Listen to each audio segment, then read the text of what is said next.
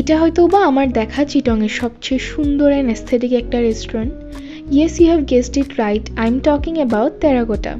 শুরুতে আপনারা দেখতেই পাচ্ছেন তাদের ইন্টেরিয়রটা কতটা সুন্দর ছিল। ওদের প্রত্যেকটা কর্নার ছিল অনেক well decorated and picture perfect. তাদের চারপাশের অ্যাম্বিয়েন্স থেকে শুরু করে everything was really good. So if you are a photo freak like me, তাহলে you guys would definitely love this place. তো ওখানে যাওয়ার পরে ফার্স্টে হচ্ছে ওরা আমাদেরকে একটা ওয়েলকাম ড্রিঙ্ক সার্ভ করে। এরপর I was going through their menu that কী নেওয়া যায়। আর ওই দিন হচ্ছে আমি অলমোস্ট লাঞ্চ টাইম করে যাই, সো আই থট ওদের রাইস বোলগুলো ট্রাই করে দেখি। ফার্স্টে এটা ছিল ওদের সি ফুড রাইস বোল, যেটার প্রাইস পড়েছিল 700 টাকা।